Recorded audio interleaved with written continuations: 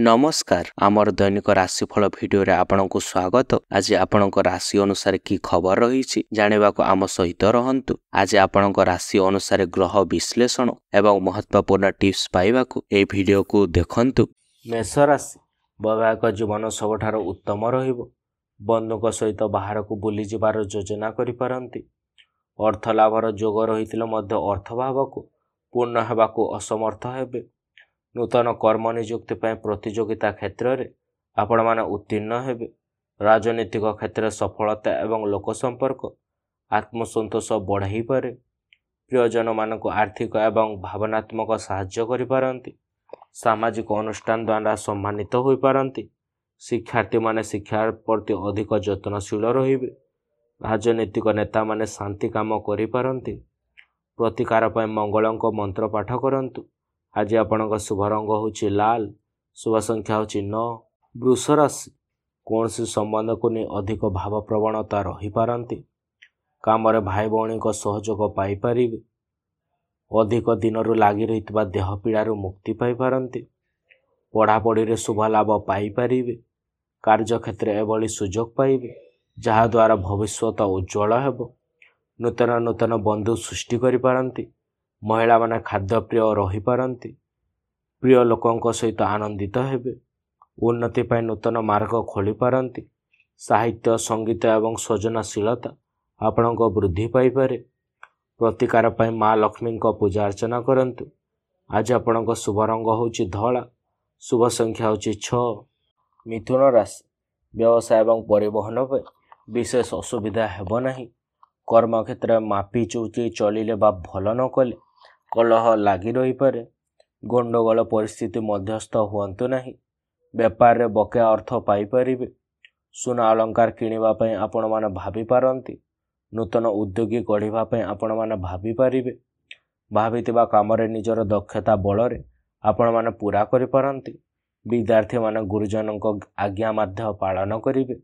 महिला माने अलंकार मान क्रय करि पारंती। किणा बिका बेले आपण माने सावधानता अवलंबन करंतु। प्रतिकार पय त्रिपुरा सुंदरी मंत्र पाठ करंतु। आज आपणक शुभ रंग होची सबुज, शुभ संख्या होची 5। कर्कट राशि पारिवारिक जीवन रे अवहेला प्रदर्शन करि पारंती। सरकारी चाकरियांक मनपसंद जगह को बदली होई पारे। पारिवारिक जीवन शांतिमय हेई पारे।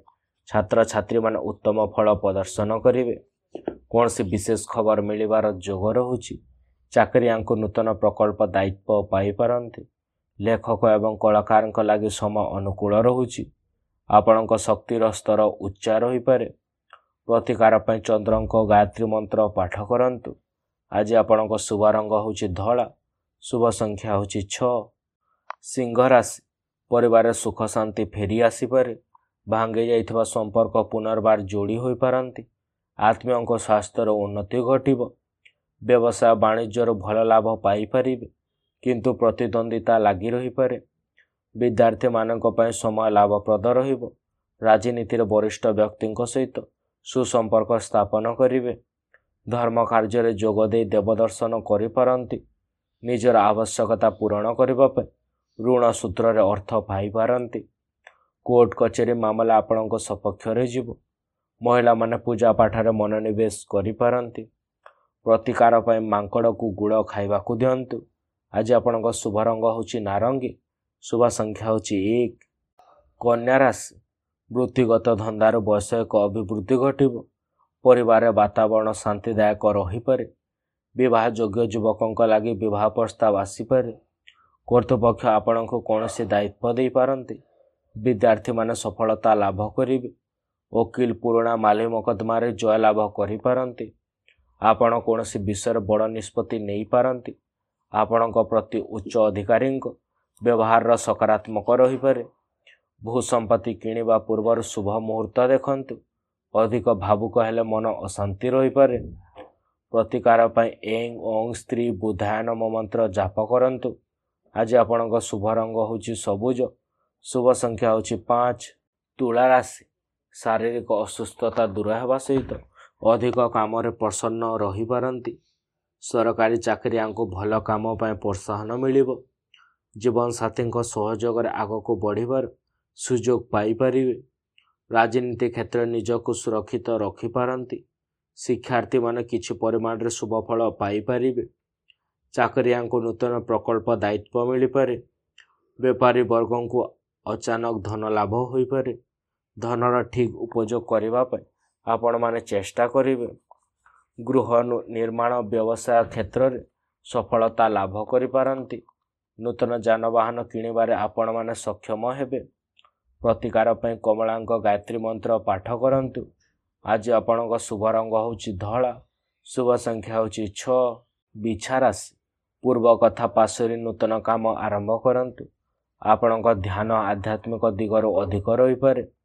ଜୀବନସାଥୀଙ୍କ ସହଯୋଗ ଆପଣଙ୍କ ଅଶାନ୍ତି ଦୂର କରିଦେଇପାରେ। ପ୍ରତିଯୋଗିତାମୂଳକ ପରୀକ୍ଷାରେ ଆପଣମାନେ ସଫଳତା ପାଇପାରିବେ। ଇଞ୍ଜିନିୟରକୁ ବଡ଼ କମ୍ପାନୀରେ ଚାକିରିର ପ୍ରସ୍ତାବ ମିଳିପାରେ। କୌଣସି ଜରୁରୀ ଯୋଜନାରେ ଆପଣମାନେ ସଫଳ ହେବେ। କାମରେ ଭଲ ପ୍ରଦର୍ଶନ ପାଇଁ ନୂତନ ଉଦ୍ୟମ କରିପାରନ୍ତି। ବ୍ୟବସାୟରେ ଲାଗି ରହିଥିବା ଆପଣଙ୍କ ଦିନଟି ଲାଭପ୍ରଦ ହେବ। ଜମିରେ ନିବେଶ କରନ୍ତୁ। ଆପଣମାନଙ୍କୁ ଲାଭ ମିଳିପାରେ। ଦୈନିକ କାର୍ଯ୍ୟସୂଚୀରେ ପରିବର୍ତ୍ତନ ଆଣିପାରନ୍ତି। ପ୍ରତିକାର ପାଇଁ ମା ଚନ୍ଦ୍ରିକାଙ୍କ ପୂଜାପାଠ କରନ୍ତୁ। ଆଜି ଆପଣଙ୍କ ଶୁଭ ରଙ୍ଗ ହେଉଛି ଲାଲ। ଶୁଭ ସଂଖ୍ୟା ହେଉଛି 9। ଧନୁରାଶି। କାମରେ ହଠାତ୍ କୌଣସି ଯୋଜନାରେ ପରିବର୍ତ୍ତନ କରିପାରନ୍ତି। କର୍ମକ୍ଷେତ୍ରରେ ସବୁ କାର୍ଯ୍ୟକୁ ନିଜ ହାତକୁ ନେଇ ଶେଷ କରିପାରନ୍ତି। ଶରୀର ଭଲ ରହିବା ସହିତ ମିଷ୍ଟାନ୍ନ ଭୋଜନର ଯୋଗ ମଧ୍ୟ ବୃଦ୍ଧି ରହୁଛି।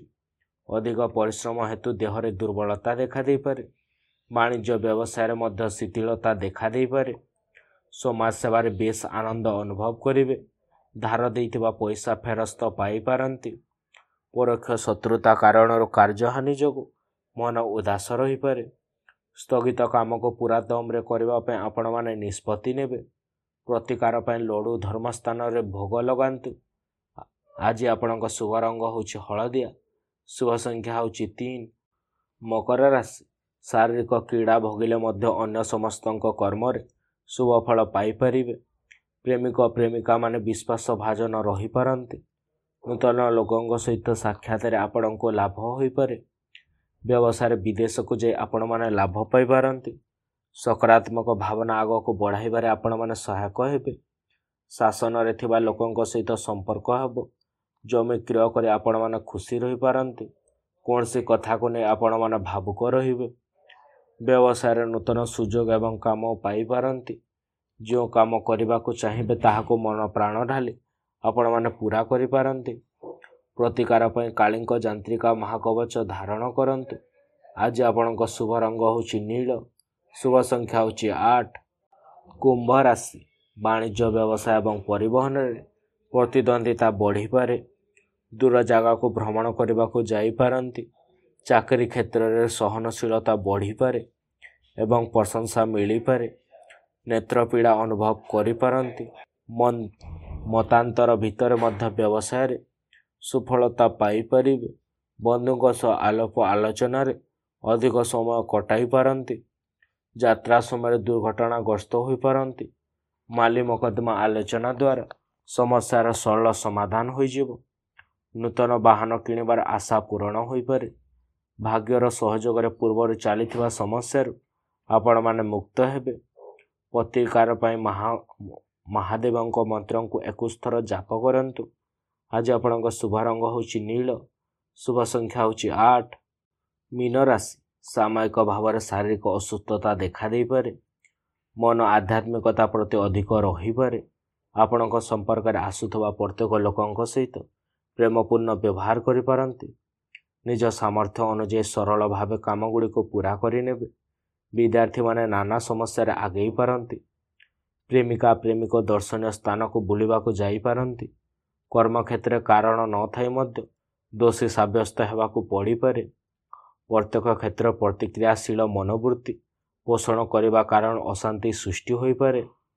ପ୍ରତିକାର ପାଇଁ ହଳଦିଆ ରଙ୍ଗର ପୋଷାକ ବ୍ୟବହାର କରିପାରନ୍ତି। ଆଜି ଆପଣଙ୍କ ଶୁଭ ରଙ୍ଗ ହେଉଛି ହଳଦିଆ। ଶୁଭ ସଂଖ୍ୟା ହେଉଛି 3। धन्यवाद आम सहित थिबाकु आशा करूछु आपण आम भिडियोटी को उपभोग करछंती। जदि आपणको यह भल लागिथिला तेबे लाइक शेयर सब्सक्राइब करबा को भूलंतु नाही। आमे आपणको कमेंट बा मतामतर अपेक्षा रे रहूछु। परवर्ती भिडियो पय जडित रहंतु एवं आसंता समय पर्यंत आपणको ऊपर महाप्रभु जगन्नाथंको आलोक वर्षा हेउ।